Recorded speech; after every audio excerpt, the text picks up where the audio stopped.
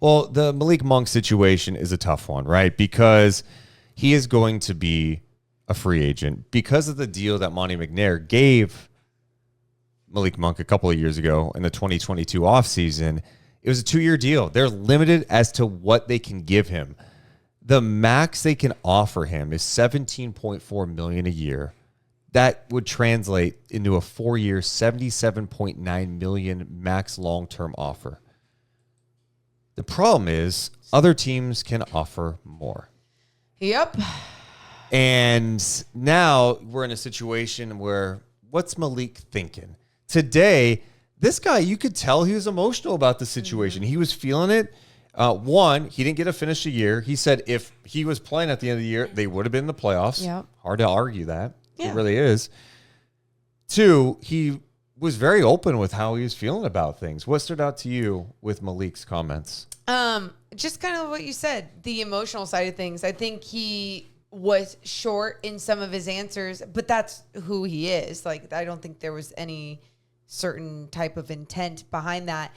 And I think it was Sean Cunningham that finally followed up with a question, kind of being like, "You're blunt, like you tell it straight." But are you?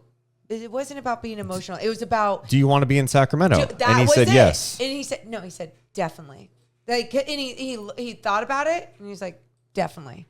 Like kind of like a no shit. Like, of course I want to play basketball and be happy, but this is a business, and if I can get paid a lot more money and be unhappy playing somewhere, I'll be rich playing basketball. Here's a clip from the press conference today with Malik.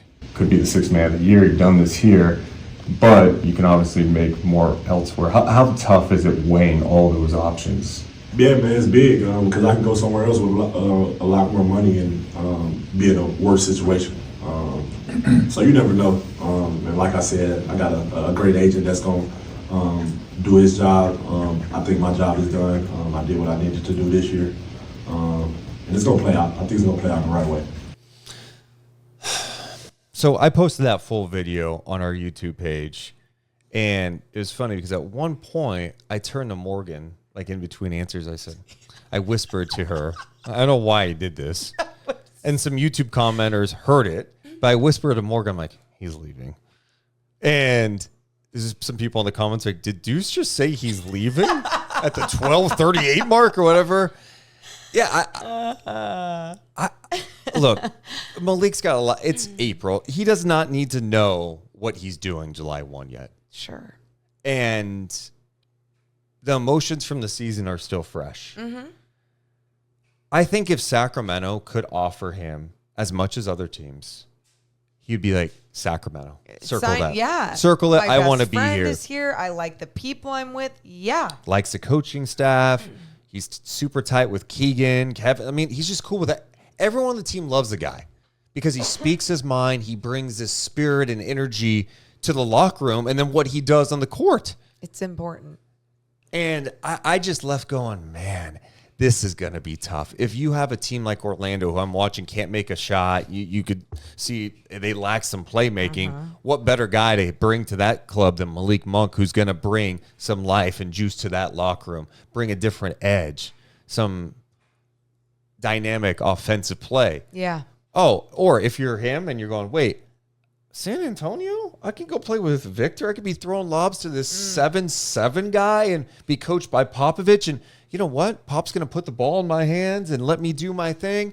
The point is there are other teams with money out there that could give him an opportunity that's interesting. And his point there is the right one too. Is like, look, I could go somewhere else and make more money, but it may not be the right fit. I mean, what if he goes somewhere like there's something today that, the Pistons would have interest. Malik Monk, dear God, do not go to the Pistons. I'm sorry, do not go to the Pistons. But he loves the idea of starting. And he said today, I want to start. Yeah. But he also said, I will play any role that the coach asked me to play. Yes. Yes. And I will obviously never understand what it is like to sign a deal with even $1 million on it, probably. But like, we'll see about that. Hey, Just kidding. But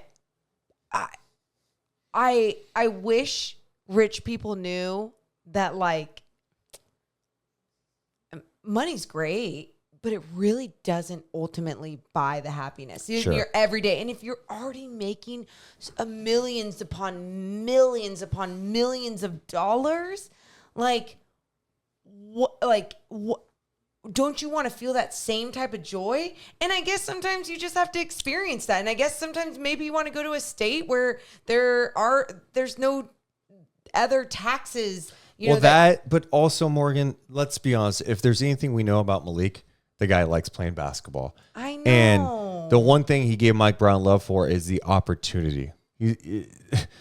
He's like, Mike doesn't get credit for who I am because I've been this guy. But he gave me the opportunity to go out there and do it.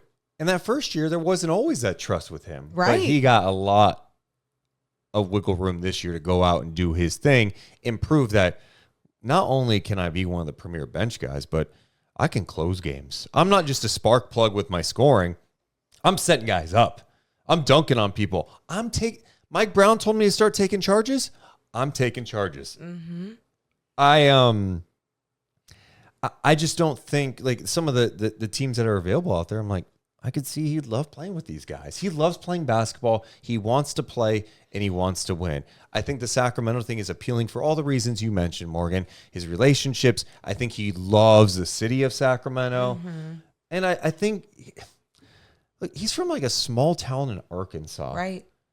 I think he vibes with this small Sacramento city. He loves golfing. Yeah. He loves golfing with Keegs. He loves having his best friend here. Yeah, all the things. All the things. It was like after on the post-game show the other night when I think Kyle asked me about, so do you think Malik Monk's back here? I'm like, I don't know, because you only have so many opportunities as a player to cash in. Yeah.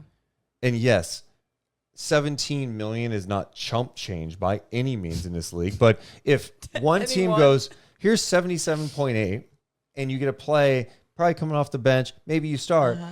And another team that has some appealing things goes, here's 100 million. I mean, it's you ultimately you're playing basketball at the end of the day, and you want a chance to win and show what you can do and feel appreciated.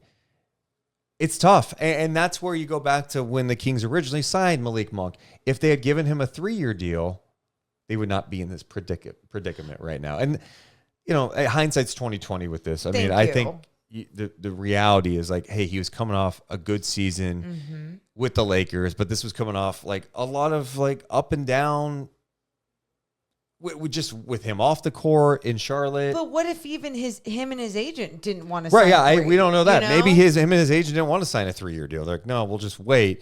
But ultimately, he signed a 2-year deal, and now he's going to be faced with the situation where he could dip out. And I don't know, as it stands today, I kind of feel like, we saw Malik Monk's last game, and it bums me out because it would be a huge loss. And I think some people, maybe even around the league, don't realize how big of a loss it would be for this group, not just for his play on the court, but what he means in that locker room. Yeah, I'm totally with you on that, and I think this team understands that. And this team, that was the other thing that this team kept saying when questions were being asked about Malik Monk, and even Malik Monk said it. No one else is that vocal leader out there, is using their voice and telling people what's up. Malik Monk is that person. He is that voice.